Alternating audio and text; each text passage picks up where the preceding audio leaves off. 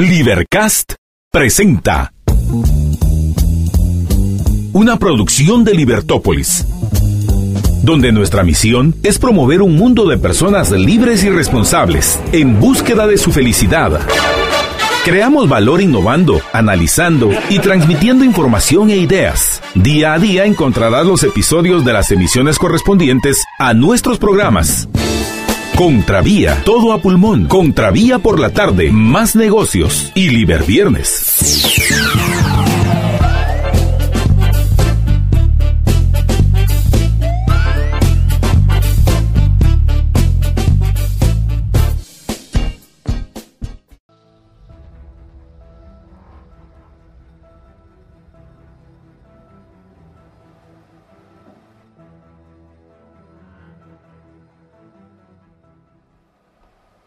Muy buenas tardes, sean bienvenidos todos a Liberpraxis. Hoy es miércoles 19 de septiembre, después de tener la celebración de nuestra independencia. Hoy miércoles tendremos un invitado muy especial de nuevo.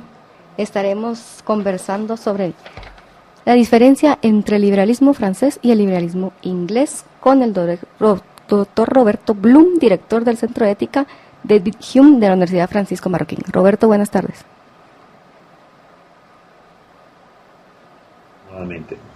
¿Qué tal, Roberto? ¿Me escucha? Sí, ¿me escuchas tú? Sí, ahorita ya. Perfecto. ¿Qué tal, cómo está? Muy bien, muchísimas gracias, Carolina. Me da mucho gusto estar con ustedes nuevamente. Gracias, igualmente. ¿Qué tal estuvo el fin de semana? Bueno, muy interesante. Primero, el día 15 de septiembre, la fiesta de la independencia de Guatemala, en 1821, y el grito en el Zócalo de la Ciudad de México para conmemorar el 209 aniversario del inicio de la independencia de México. Y posteriormente, ayer lunes, el lunes teníamos el desfile del 16 de septiembre en México, el primer desfile del nuevo gobierno presidido por López Obrador. Así es, un grito algo fuera de lo común, ¿verdad? De las celebraciones, por lo que vi. Bueno, no, fue siguiendo el protocolo normal. El presidente recibe la bandera de parte de los cadetes del colegio militar, sale al balcón, toca la campana de Dolores, es la campana que utilizó el cura Miguel Hidalgo el 16 de septiembre en la madrugada para llamar a misa. Y esa campana la llevaron a la Ciudad de México y la pusieron arriba del balcón central del Palacio de México, que era originalmente el Palacio Virreinal y ahora es el Palacio Nacional. Y entonces el presidente toca la campana y empieza a ondear la bandera mexicana y gritar vivas a los distintos héroes de la República. Así es. Solamente que habíamos escuchado que en algunos estados mexicanos había prohibido la pirotecnia por los animales que les hacía mucho daño. Bueno, de hecho, por ejemplo, parece ser que en Jalapa, la capital del estado de Veracruz, hubo algún accidente con la pirotecnia y hubo varios heridos, aparentemente nada grave, pero parece ser que un cuetón o alguno de los fuegos pirotécnicos no subió y cayó al suelo, todavía encendido, y entonces generó pánico, por un lado, de parte de las personas que estaban ahí viendo, dando el grito, y por otro lado, sí hubo varios heridos, aunque ninguno serio. Qué bueno. Bueno, Roberto, después de haber compartido Fiestas Patrias aquí con nosotros, la semana anterior hablábamos de la diferencia entre la escuela de liberalismo francés y el inglés, ¿verdad? Así es, sí. Entonces ahora quisiéramos iniciar hablando y preguntando cuál era la visión de libertad que se tenía en México y en Centroamérica en la independencia. Bueno, creo yo que básicamente en nuestros países, en los países hispanoamericanos, la visión francesa del liberalismo era más común que la visión inglesa. Aunque, por ejemplo, los próceres de las independencias eran personas que sí conocían en alguna forma las ideas de la ilustración escocesa, de la ilustración liberal inglesa. Pero yo creo que era mucho más cercano a nosotros, por toda una serie de razones, las ideas de la libertad que había en Francia. Hay que recordar que desde el siglo, de principios del siglo XVIII, 1700, la dinastía que gobernaba España era la dinastía Borbón, de los Borbones.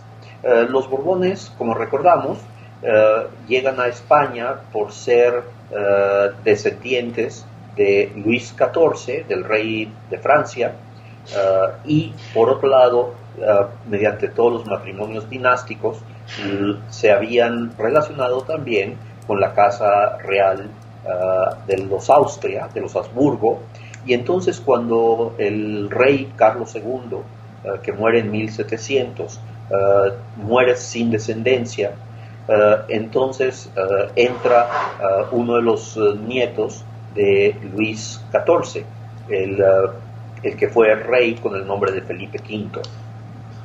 Y debido a esto nos encontramos con que, digamos, había mucha más influencia francesa que inglesa.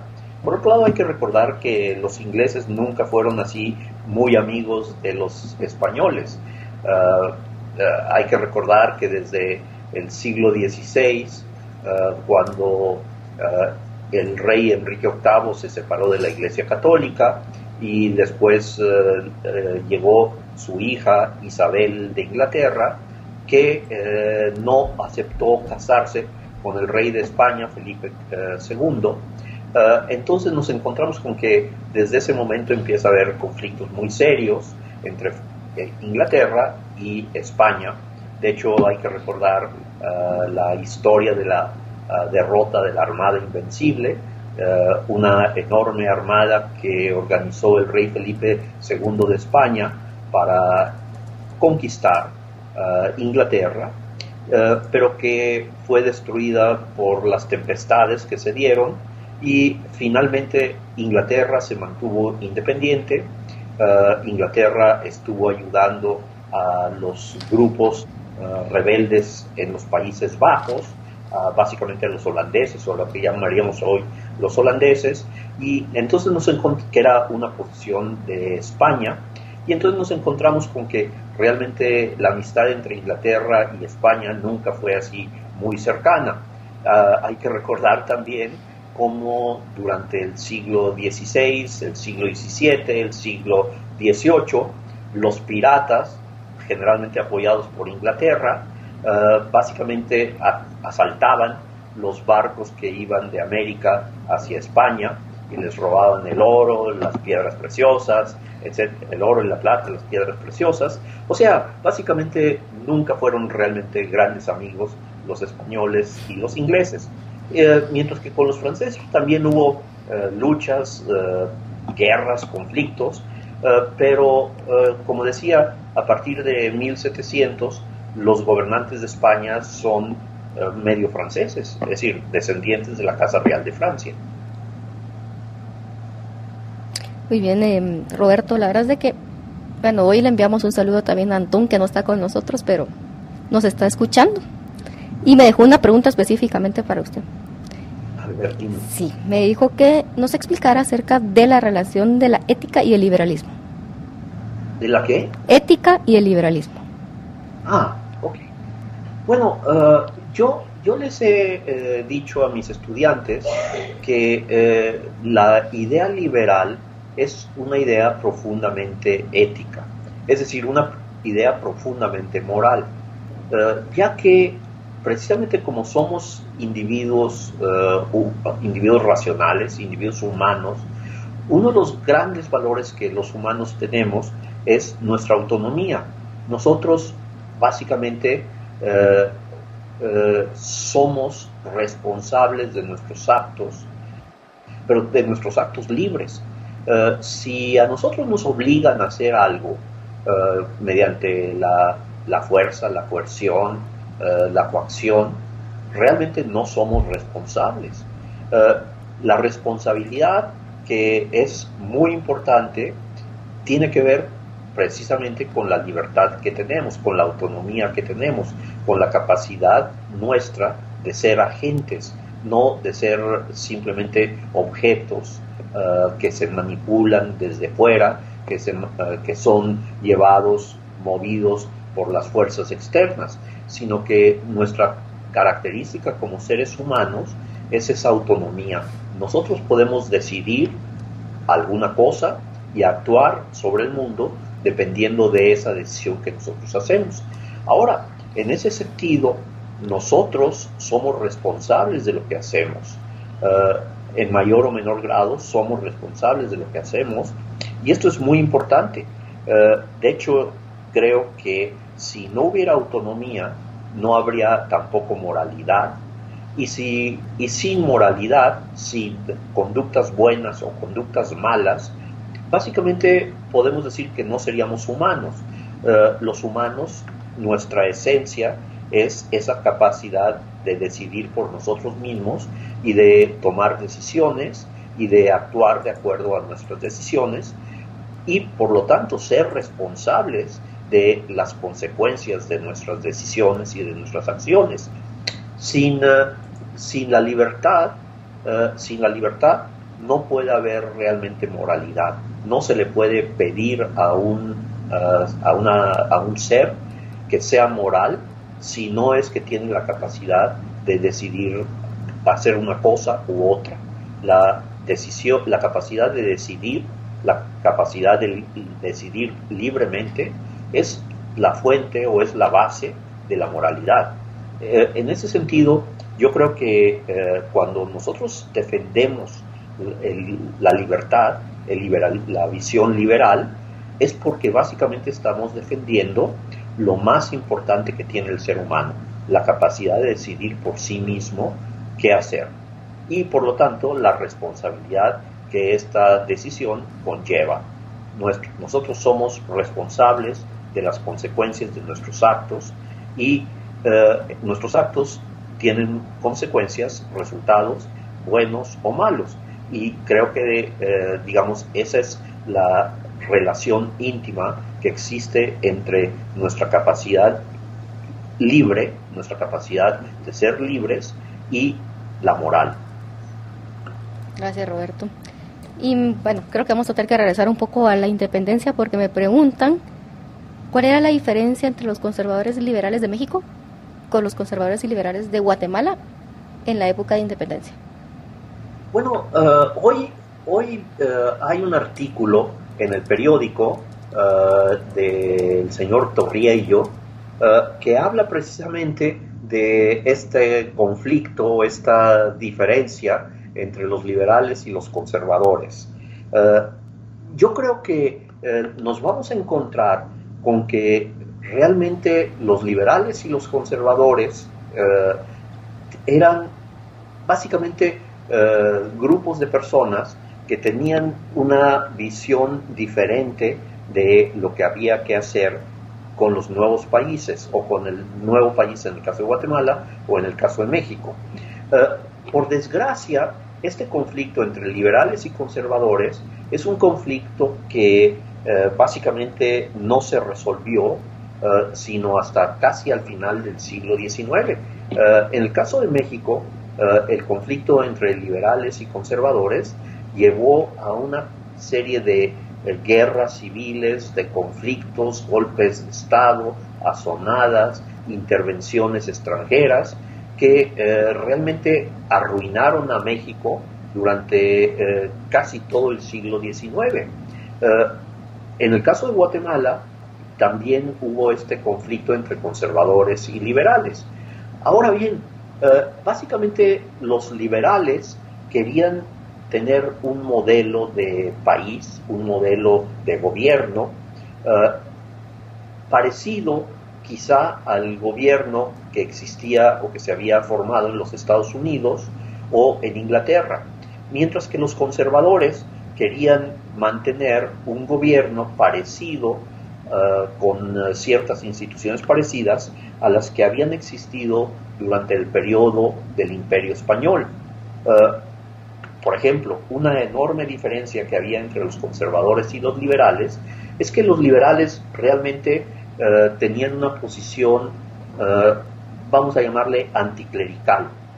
Los liberales pensaban que la Iglesia Católica tenía demasiado poder y que de esa manera manipulaba a la población por ese poder religioso y político y económico que tenía, mientras que los conservadores pensaban que precisamente la institución religiosa, la institución católica, era uno de los elementos que había que conservar para mantener el orden, mantener la paz en el país. Y esta era una de las grandes diferencias que había entre liberales y conservadores. Los liberales normalmente querían disminuir el papel de la Iglesia Católica, mientras que los conservadores querían conservar el papel de la Iglesia Católica.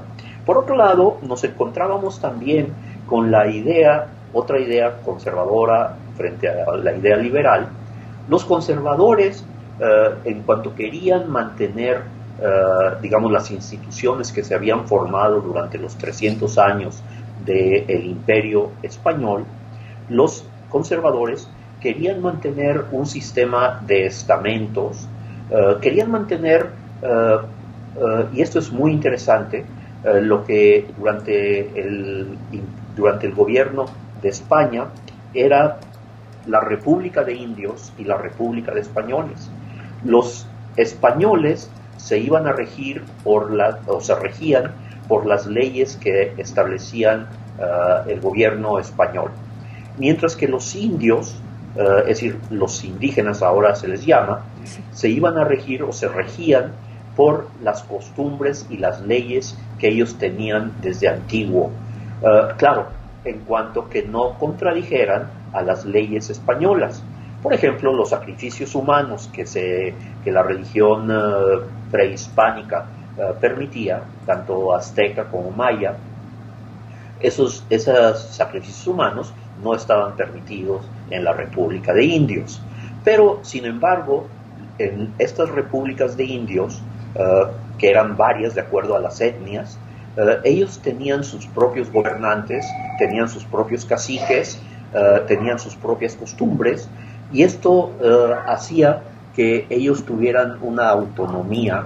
Las etnias tenían autonomía y no estaban sometidos a las leyes españolas. Por otro lado, los conservadores querían mantener esa estructura de una república de españoles, una república de indios, y reconocían la importancia de las etnias. Por otro lado, los liberales tenían la idea de que básicamente todos los individuos, todos los ciudadanos de un país, ya sea México o Guatemala, eran iguales ante la ley. Y por lo tanto no debía haber diferencias entre indios y mestizos o ladinos o criollos o españoles o inmigrantes. Todos eran ciudadanos iguales ante la ley y todos deberían obedecer las mismas leyes, y había que, de alguna manera, eliminar esas diferencias que había y que se habían mantenido durante el periodo colonial. Esto era una diferencia muy importante. Los liberales querían, vamos a decir, ciudadanizar a los indígenas, mientras que los conservadores querían que se mantuvieran las etnias con su autogobierno. Esto era muy importante y de hecho muchos de los indígenas querían mantener sus costumbres tradicionales. De hecho, por ejemplo, podemos encontrar como, por ejemplo, cuando en 1862 llega la intervención francesa a México, los grupos conservadores le piden al archiduque Maximiliano de Austria que venga a gobernar México. Básicamente los indígenas mexicanos creen que se va a poder restaurar otra vez la forma de gobierno en donde ellos van a tener autonomía, las costumbres, las leyes indígenas. Y entonces Maximiliano es muy bien recibido por los indígenas, no tanto por los vamos a llamarles aquí en Guatemala, los ladinos. Entonces es muy interesante estos conflictos que hay entre los liberales y los conservadores. Otro conflicto, entonces tenemos el conflicto religioso, es decir, los liberales anticlericales, los conservadores queriendo mantener la religión católica. El otro conflicto sería el de ciudadanizar a todos los habitantes del país, hacer que todos sean iguales ante la ley, mientras que los conservadores querían mantener la estructura de los gobiernos autonómicos por parte de los indígenas. Por otro lado, nos encontramos también con algo muy importante, y es la propiedad de la tierra. La propiedad de la tierra para los liberales debía ser propiedad individual, mientras que para los conservadores la propiedad de la tierra podía ser propiedad individual, si es que eran españoles o ladinos o mestizos, pero propiedad comunal si es que eran indígenas. Los indígenas no tenían propiedad privada estrictamente, sino que cada comunidad tenía un territorio en propiedad que era el territorio, la propiedad de esa comunidad indígena. De hecho, podemos pensar, por lo menos en el caso de México, más o menos nos encontrábamos con que la tercera parte del territorio mexicano, y supongo que en Guatemala no debe haber sido muy diferente, pero la tercera parte del territorio mexicano era propiedad privada. Es decir, había propietarios privados que normalmente eran españoles o criollos o mestizos o los llamados ladinos. Por otro lado, otra tercera parte de la propiedad de la tierra era de la Iglesia Católica. Y la otra tercera parte era propiedad de las comunidades indígenas. Perdón. Cuando llegan los gobiernos liberales, lo primero que hacen es tratan de hacer que las tierras de los indígenas se vuelvan propiedad privada. Y esto no significa que se las van a quitar a los indígenas. Simplemente los liberales creen que cada persona o cada familia indígena debe tener su parcela de tierra. Y entonces las tierras comunales, que eran de toda la comunidad, se comienzan a dividir en parcelas para las familias o para los individuos. Por otro lado, las tierras comunales no se podían comprar ni vender, eran propiedad de la comunidad, mientras que las tierras privadas, como cualquier propiedad privada, se puede comprar y vender. Entonces los liberales querían un sistema de posesión o de propiedad de la tierra en donde cada individuo o cada familia tuviera una parcela y pudiera comprar y aumentar así su parcela o vender su parcela y dedicarse a otra cosa. Los conservadores querían mantener esa estructura de tierras comunales. De hecho, volviendo al caso de México, la revolución de 1910 se dio precisamente para tratar de regresar al sistema de tierras comunales, que en México se llaman tierras de los ejidos. O sea, básicamente muchos de los campesinos indígenas que había no estaban conformes con que se dividieran las tierras comunales y se les dieran las parcelas a cada uno de ellos, porque básicamente eran tierras que funcionaban probablemente mejor siendo trabajadas comunalmente. Entonces este era un tercer elemento de discordia que había entre los liberales y los conservadores. Primero, todos los individuos, según los liberales, son iguales ante la ley, mientras que para los conservadores hay que mantener las autonomías o el autogobierno de las comunidades indígenas. Segundo, la posición frente a la religión católica. Los liberales normalmente querían quitarle el poder económico, el poder político a la Iglesia Católica, mientras que los conservadores querían que se mantuviera como una institución muy importante para el buen gobierno de los países. Tercero, la propiedad de la tierra. Los liberales querían que la tierra fuera privada, es decir, de individuos y que estuviera dentro del mercado, es decir, que se pudiera comprar y vender, mientras que los conservadores querían mantener las tierras comunales, tierras de las comunidades indígenas que no se podían comprar ni vender, sino que eran propiedad, posesión de esas comunidades. Entonces había diferencias muy importantes que en momentos llevaron a guerras civiles, tanto en el caso de México como en el caso de Guatemala. Roberto, vamos a tener que ir a un corte ya y vamos a regresar para describir y analizar la diferencia ya en las distintas escuelas de economía. Pero antes de irnos al corte, quiero que se piense y me diga si en esa época usted hubiera vivido, hubiera sido conservador o liberal en México. Es una buena pregunta, ¿sí? Carolina. Exacto. Yo también la voy a contestar al regresar de este corte. Estupendo.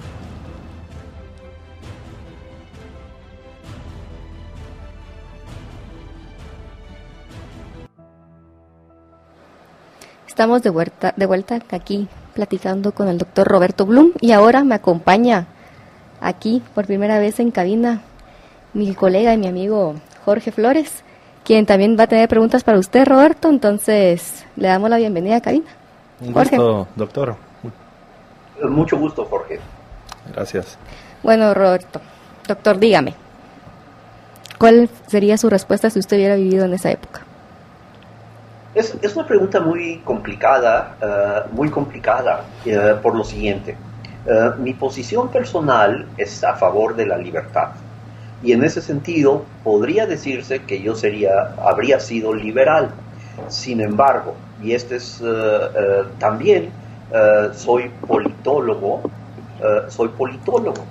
y en ese sentido yo me preguntaría qué hubiera sido mejor para el país, el hecho de que ganaran los conservadores o el hecho de que ganaran los liberales, o quizá que no hubiera habido esa disputa entre liberales y conservadores. A mí me parece que quizá si se hubiera mantenido, tenemos el caso de Brasil. Brasil en 1808 recibió a los reyes de Portugal que huyeron, ya que Napoleón invadió la península española, la península ibérica.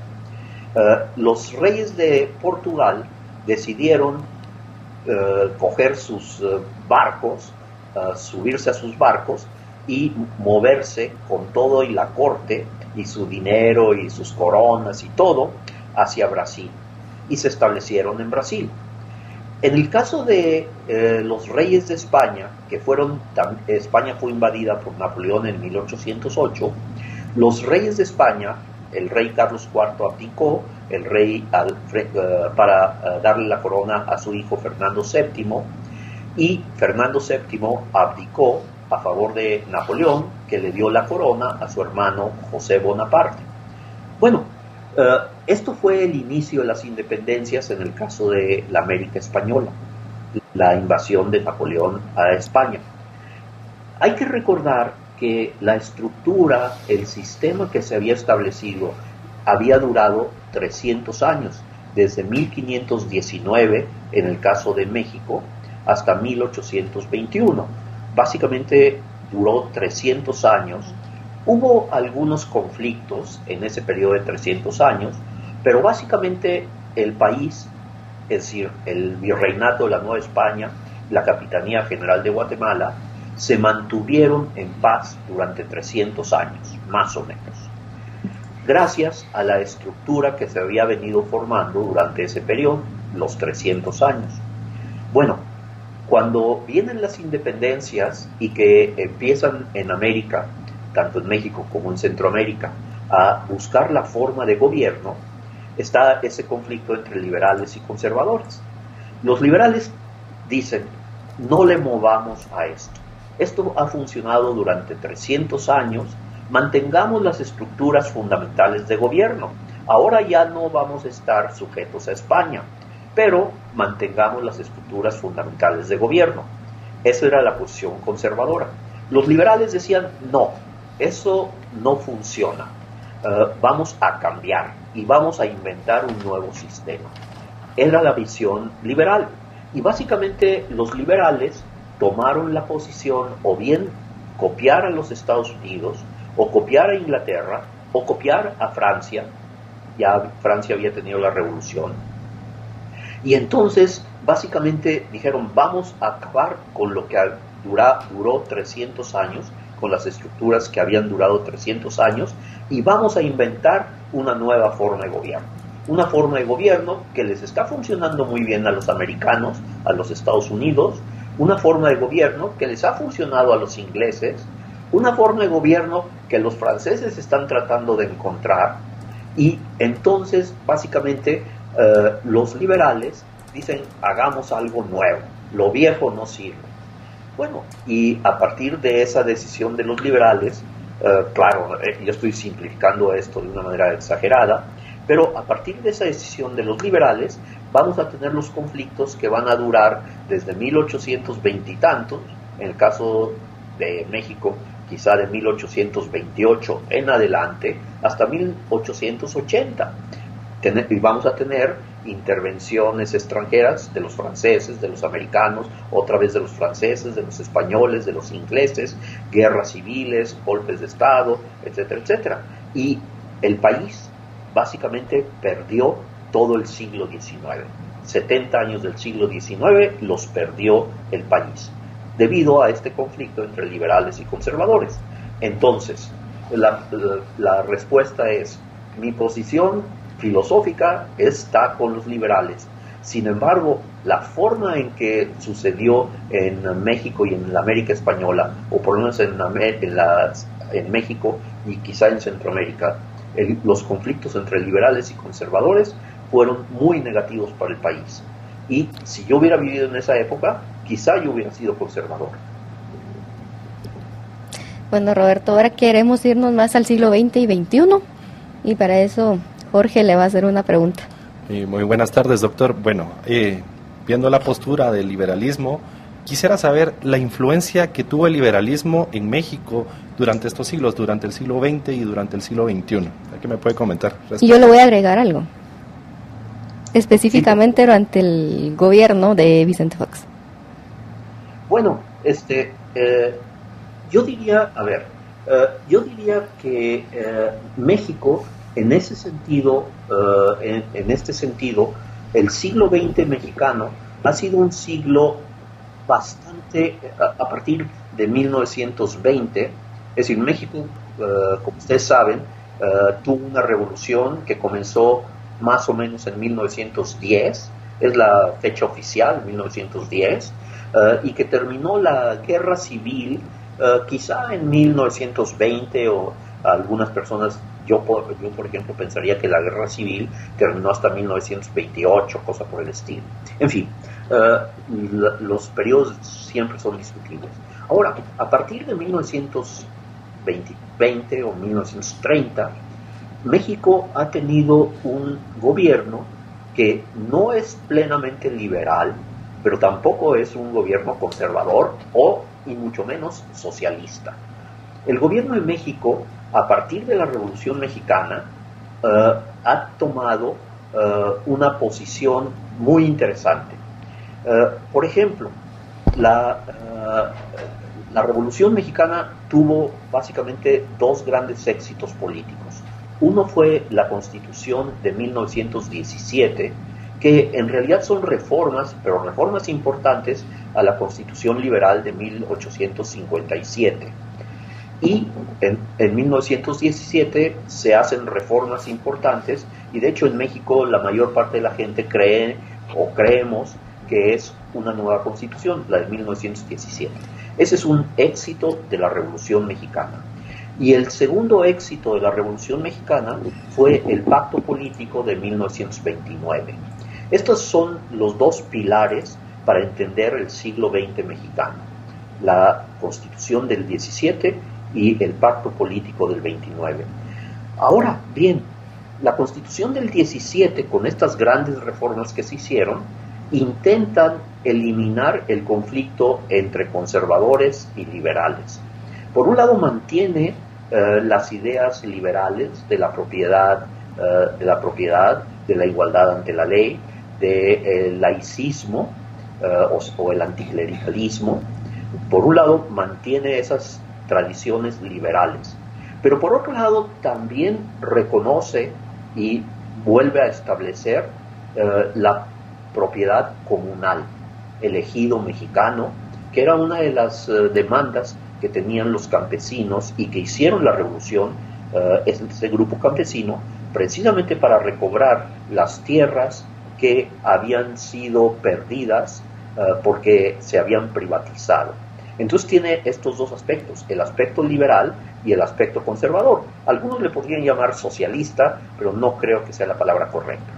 Bueno, y el pacto de 29, el pacto de 1929, es el pacto político que le dio fuerza al sistema político mexicano, que todavía se mantiene hoy. Un sistema político mexicano que ha sido sumamente estable. De hecho, ha sido el más estable en la América española o en la América Latina. En México, a partir de 1920, básicamente no ha vuelto a haber golpes de Estado, ni rebeliones, ni revoluciones. Podríamos hablar de la rebelión zapatista de 1994, pero realmente es una rebelión simbólica, pero que realmente no ha afectado más que simbólicamente al país. Entonces, el sistema político mexicano que se estableció y que todo el mundo conocemos como el sistema del PRI, se sigue manteniendo, a pesar de que el PRI ya no está en el gobierno, a pesar de que el PAN gobernó del año 2000 al 2012. El PAN es un partido diferente al PRI, es un partido de centro-derecha.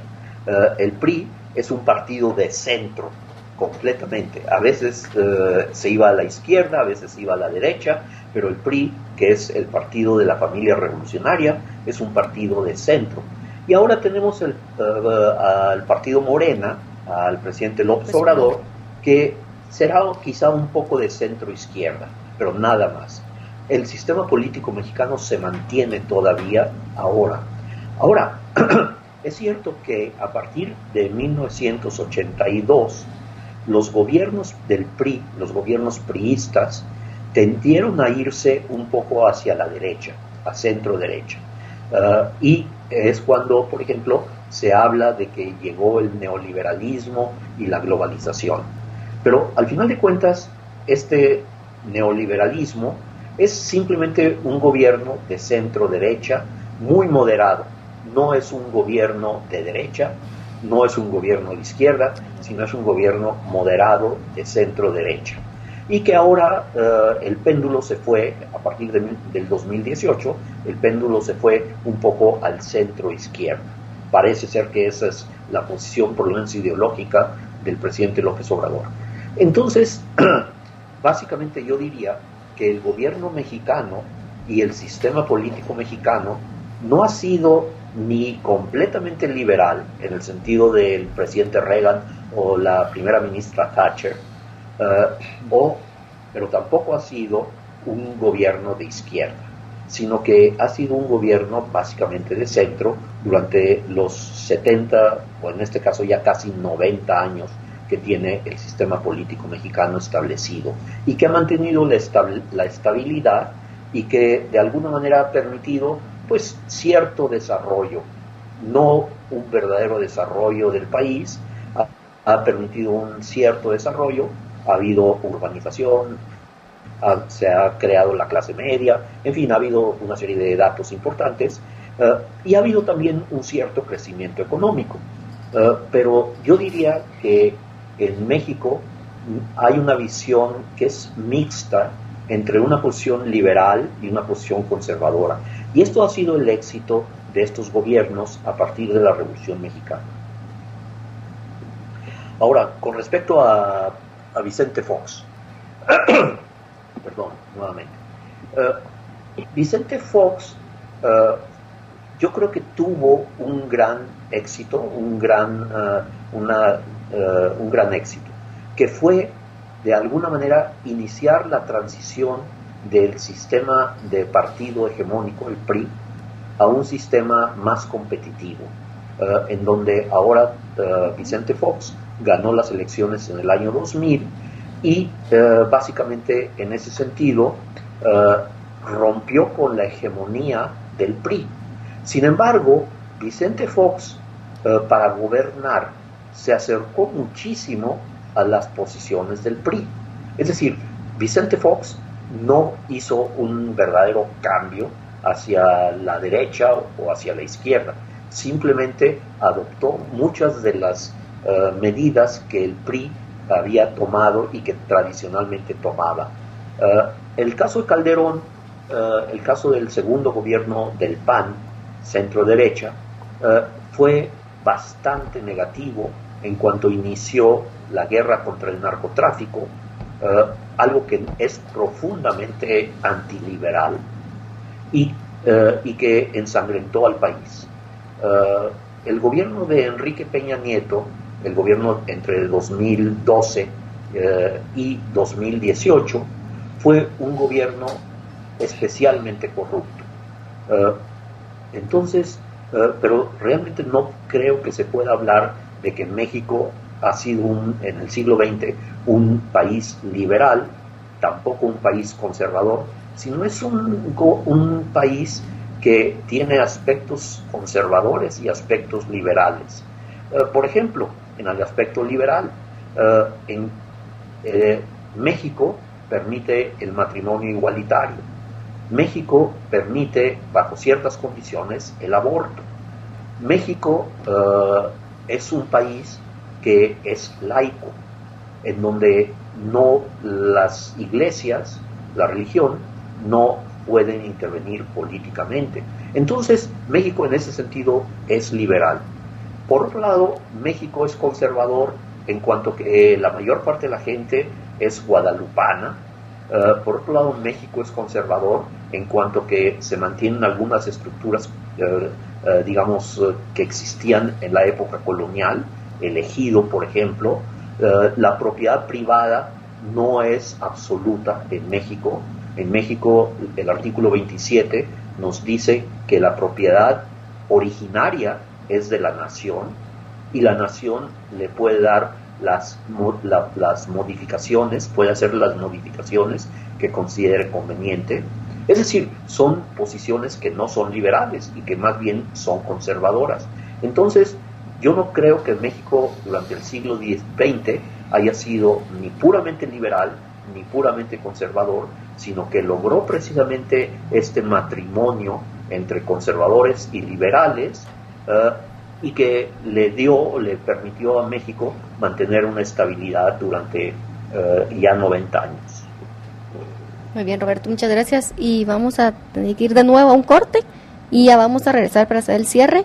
En conclusiones, aspectos del liberalismo en Guatemala durante el siglo XX y XXI, y una introducción breve para el siguiente tema de la próxima semana, que va a ser las distintas escuelas de economía. Estupendo, muchas gracias. Gracias, Roberto.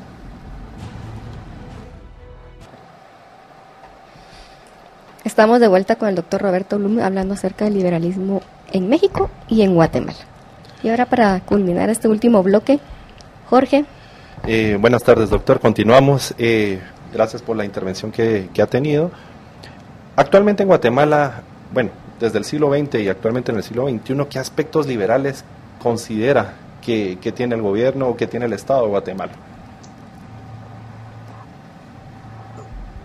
Me cuesta mucho trabajo a mí hablar sobre Guatemala, sobre todo porque soy extranjero y en ese sentido tengo cuidado de no hablar sobre temas políticos.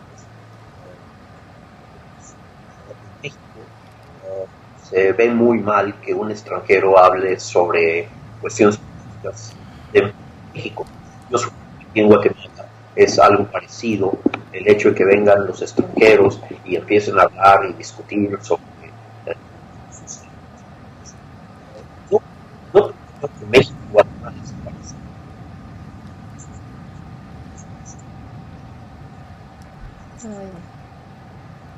De acuerdo.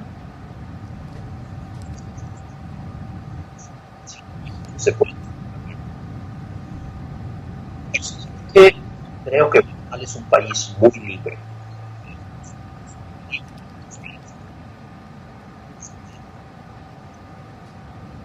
Ya sé,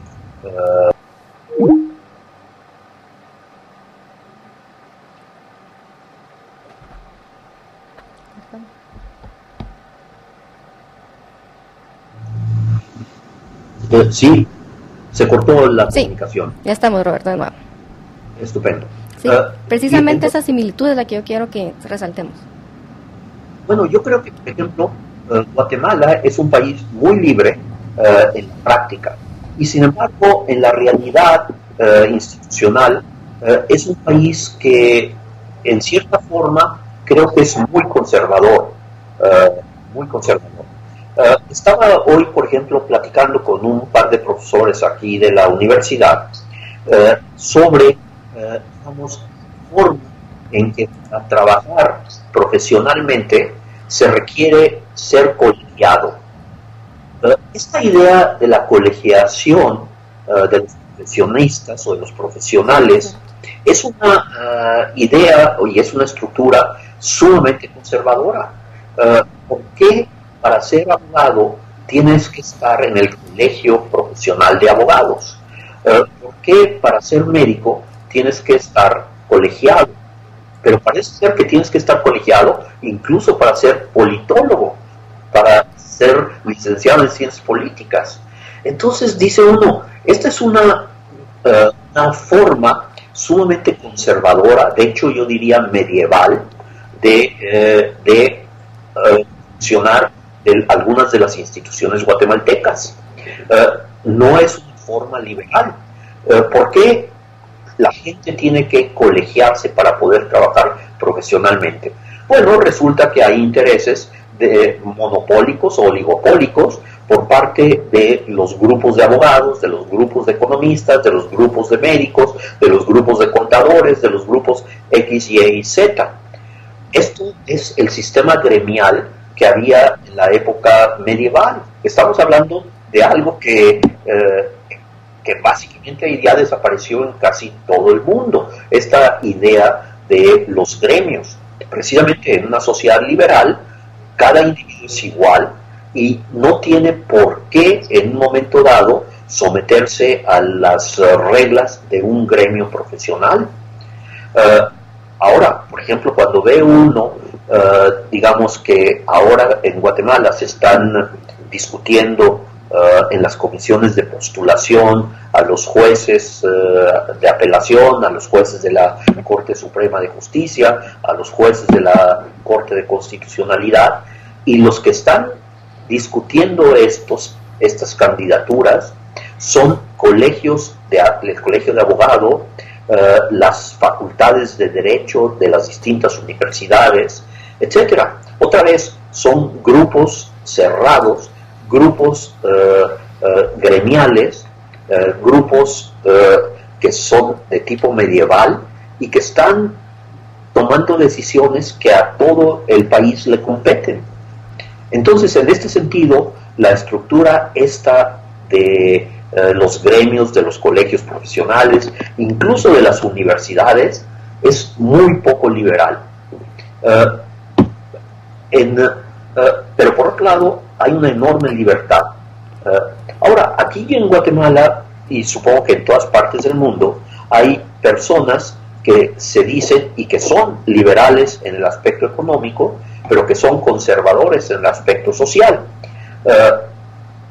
Por ejemplo, conservadores en el aspecto social son los que se oponen al matrimonio igualitario, son los que se oponen a la legalización o despenalización de las drogas, son los que de alguna manera se oponen a el aborto como una decisión personal de las mujeres, o bien de las mujeres y su pareja, mientras que por otro lado hay liberales económicos, y no siempre son los mismos, que están planteando que la única regla es el mercado, que el gobierno no debe intervenir para nada, etcétera. Entonces tenemos estos dos extremos, conservadores sociales, liberales económicos, y a veces un liberal económico es un conservador social.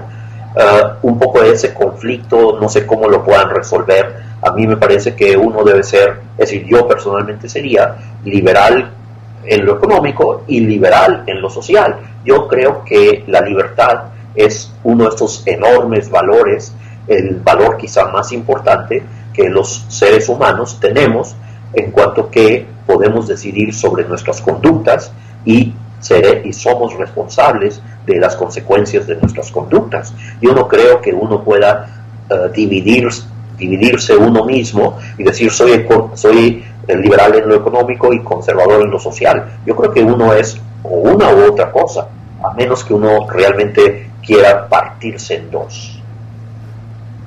Gracias, Roberto. Ya para terminar y dar inicio con una breve introducción al siguiente tema de la próxima semana, tengo identificadas 4 escuelas de economía: la austriaca, los Chicago, Londres y anarcocapitalismo. Brevemente, una descripción y comparación de la austriaca con los Chicago Boys. Bueno, yo realmente no soy experto en economía, es decir, he trabajado mucho con temas económicos, en cuanto que durante toda mi vida profesional he estado en algún think tank o en alguna universidad en relación con los aspectos económicos. Ahora, básicamente la escuela austriaca parece ser que es una escuela que está tomando fuerza recientemente, pero sigue siendo una escuela relativamente chica. Mientras que, por otro lado, tenemos la escuela que le llamaste tú, Carolina, austriaca, de Chicago, y que mucha gente le llama la escuela mainstream. Básicamente la mayor parte de los economistas están orientados a la escuela de Chicago, las ideas monetaristas de Friedman, pero yo creo que se nos olvidó, o quizás tú mencionabas la escuela de Londres, que quizás sería la escuela keynesiana, que Exacto. Durante la primera mitad del siglo, digamos hasta 1970, fue la escuela más importante de economía. A partir de 1970 probablemente aparece la escuela friedmaniana o de Chicago, y digamos de los 80s o 90s para acá quizá tenemos la escuela austriaca. Sí, precisamente cuando hablábamos de Londres había una pregunta acerca de por qué muchos liberales consideraban a Keynes comunista, si era precisamente de esta escuela de Londres. Yo creo que es básicamente ignorancia. Keynes nunca fue comunista ni socialista. Keynes fue un gran economista del siglo XX y básicamente si alguien lo considera comunista o socialista, yo creo que es ignorancia, no haberlo leído. Considero que sí, y quizás las personas que lo han explicado en las universidades no han sido claras también. Claro, puede ser eso, y básicamente si yo no conozco una posición, una escuela económica y trato de explicarla, pues es posible que entonces yo haga una mala explicación y la gente que me oyó vaya a quedarse con una idea equivocada. Sí, yo creo que puede ser eso. Pero sí, efectivamente hay esas escuelas económicas, la de Londres o keynesiana, la de Chicago o quizá friedmaniana la podríamos llamar, y la escuela austriaca de Mises y Hayek, por ejemplo. Karl Menger. Sí, claro, todas estas escuelas tienen antepasados, es decir, tienen una genealogía, una historia, y claro, uno puede, es decir, si hablamos de Keynes o hablamos de Friedman, todos ellos tienen antecedentes. No hay nadie que invente una idea de la nada. Así es, Roberto, muchas gracias por estar con nosotros de nuevo el día de hoy, discutiendo estos temas tan interesantes que muchas veces hay confusión, como usted mismo lo llamó, ignorancia en algunas personas, pero la siguiente semana estaremos hablando ya más detenidamente la diferencia de estas escuelas de economía en temas de filosofía y lo social. Así que muchas gracias, Carolina, y mucho gusto en haber estado con ustedes platicando. A usted muchas gracias. Jorge. Un gusto, doctor, haber platicado con usted. Encantado, Jorge. Así que muchas gracias de haber estado con nosotros el día de hoy. Los esperamos la próxima semana de nuevo con el tema acerca de las distintas escuelas de economía. Nos estamos viendo. Muchas gracias y buenas noches. Buenas noches.